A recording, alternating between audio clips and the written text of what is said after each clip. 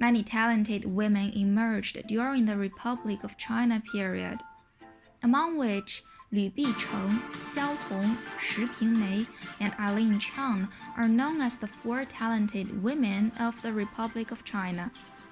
Among them, the most well-known are XiaoHong and Eileen Chang. Many people have compared them, and the debate on who can represent Chinese women writers has never stopped. Today, let's put aside the flirtatious past that always surrounds female writers and focus on the works and thoughts of these two talented women in the Republic of China. Let's take a look at how they not only created their own golden age with pen and paper during the turbulent times of the Republic of China, but also profoundly explored the Chinese women's thoughts that were deeply marked by the male-dominated society on the road to the awakening of women's consciousness.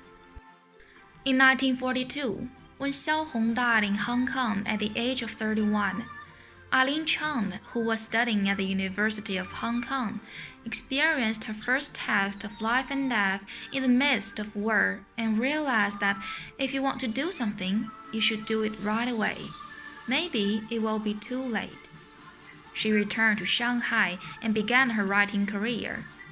The invisible alternation of Chinese women's literary creation was completed between the two of them, as if across space. Although their family's background is not identical and they have never met each other when they are alive, but they are the best and most important female writers since the May 4th New Culture movement. With their lives, sufferings, and artistic talents, they have written a masterpiece and made a great contribution to the awakening of female subjectivity.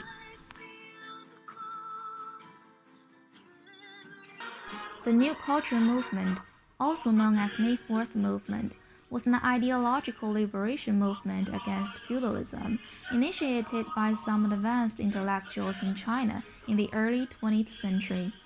And basic slogan was to promote democracy and science.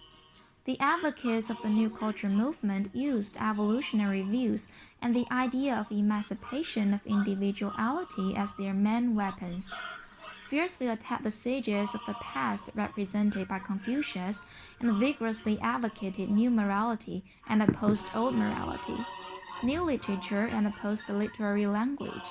This movement vigorously attacked and shook the long-standing dominance of feudal orthodoxy and awakened a generation of young people. China's intellectuals, especially the youth, were baptized by Western democratic and scientific ideas. Thus, the floodgates of the new ideas were opened, and a vibrant trend of intellectual liberation was set off in Chinese society. From the New Culture movement, anti-feudal ritualism and individualism awakened a generation of intellectuals who were concerned about the fate of the nation, individual liberation, resistance to feudal oppression, and the struggle for science and democracy. Among them, women's liberation was the most important part of the anti-feudalism. The strict traditional culture failed to generate the power of self-criticism from within. In fact, the deep-rooted concept of the socialized and collectivized human group did not have the conditions to produce a human self-consciousness. The cultural system of the patriarchal society has always suppressed and regulated the independent existence of women. In the context of the absolute dominance of male discourse in China, women's consciousness has long been extinguished under the confines of the patriarchal system. In a powerful context like traditional China, where the value of the individual is treated with such contempt and disregard, it is not difficult to imagine that women's self-reflective consciousness easily fell under the iron heel of the patriarchal system. Looking at the Chinese women's liberation movement from the May 4th period, when the slogan of women's liberation was raised to the 1940s, Chinese women were still struggling under the heavy pressure of the patriarchal society during these 20 years. Women's emancipation had taken an exceptionally difficult and tortuous path, but it was still not a straight path. China's feudal ideology had been deeply rooted for several centuries. The spontaneous consciousness of women's resistance was suppressed by the strong social pressure of the feudal patriarchal society. Although infused with the individualistic and humanitarian ideas of the May 4th movement, Chinese women were still not free from the marginal position of the oppression and discrimination. XiaoHong, A Woman's Field of Life and Death. Although the May 4th New Culture movement had already ebbed during XiaoHong's creative period, it had a great influence on XiaoHong's thinking during her teenage years. Left-wing literature was the literary stage that followed the May 4th movement. Association of Chinese left-wing writers was a literary organization founded by the Chinese Communist Party in Shanghai in the 1930s to compete with the Chinese Nationalist Party for propaganda positions and to attract mass support. And XiaoHong was encouraged by Xiaojun, Shuqun, and other left-wing literary writers to start her literary work. All of her early works have distinctive characteristics of left-wing literature. For example, the early short stories, The Death of Auntie Wang, Watching the Kites, and The Night Wind are all about tragic class oppression. XiaoHong used the stories she had seen of her father in her family as a model to write about the unbridled oppression of the peasants by the big landlords in the countryside. 1978, at a symposium in Magazine July, XiaoHong said, "Writers do not belong to a certain class. Writers belong to all mankind. The starting point of writers, now or in the past, is against the stupidity of mankind." She suggested that literature should not be a tool for revolutionary propaganda, which obviously contradicts the general environment of using literary works as a vehicle for class struggle. Her breakup with Xiaojun and her union with the bourgeois intellectual Duanmu was seen as a self-sacrificing act like throwing herself at the enemy. When she and Duanmu arrived in Hong Kong, she created tales of Hulan River and Ma Bole in quick succession and encountered even more siege from her former colleagues. XiaoHong's works were accepted by the literary circles at that time, starting from the field of life and death.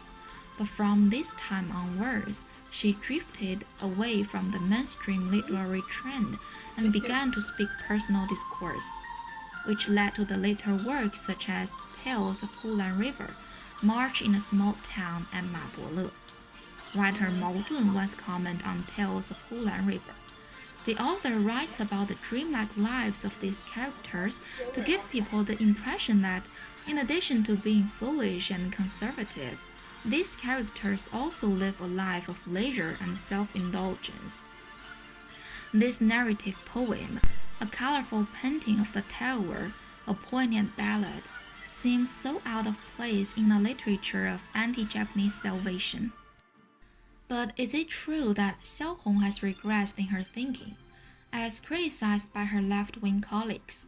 In fact, if we analyze it carefully, taking the field of life and death as an example, whether it is about landlords oppressing peasants, husbands humiliating their wives, or the Japanese invasion of China, it is all about one thing: the strong prey on the weak, how the strong group relies on its own power to oppress the weak, and how the weak turn their butcher's knives to the weaker ones. These weaknesses, rooted in human nature, are more essential issues than class struggle, ethnic conflicts, and gender discrimination. In Tales of Hulan River, she writes about the world through the eyes of a 5-year-old girl, and she still talks about the same issues. What XiaoHong writes about is still the tragic fate of women under the patriarchal system, the difficulties of women's survival, and the tragic fate of the weak against each other. Her focus has always been on the topic of defective national traits discussed by her spiritual teacher, Lu Xun. With sincerity and love, she examines the inherent weakness of the nation and culture, which is in line with the critique of nationalism advocated in the New Culture movement. It is therefore not surprising that XiaoHong was gradually marginalized in the left-wing literary circles that advocated collectivism and rejected individualism. She deeply identified with some aspects of the May 4th New Culture movement. The May 4th New Culture movement enlightened her mind and liberated her individuality. So these themes run through her works and creations. XiaoHong's commitment to the May 4th New Culture movement is not only reflected in her critique of nationality, but also in her exploration and reflection on human literature. In her works, she insisted on reflecting nationalistic thinking, on humanitarian concern, and on innovation in creative techniques, all of which are in line with the May 4th New Culture movement and are highly suggestive of the liberation of individuality of the May 4th New Culture movement. Eileen Chang, A Woman's Iron Boudoir.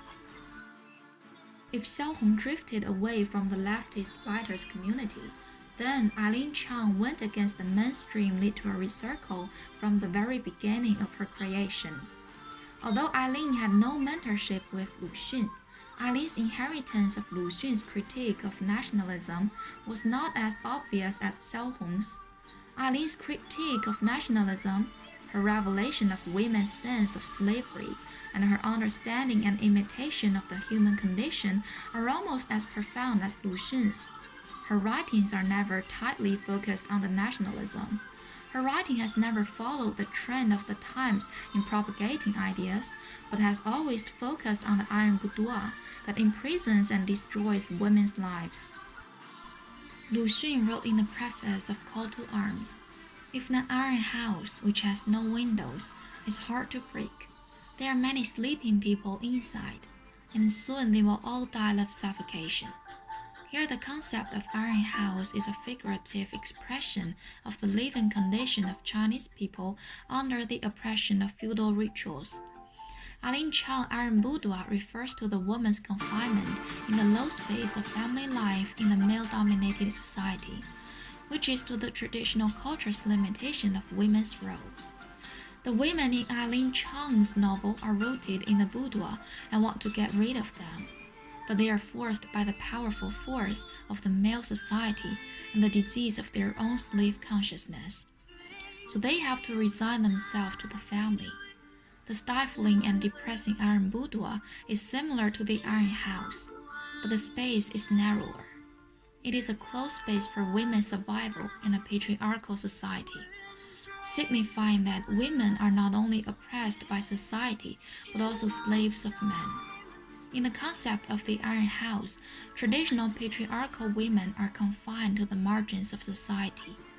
While the iron house focuses on the male-dominated national reform, the iron boudoir focuses on the female self and the subversion of patriarchal power.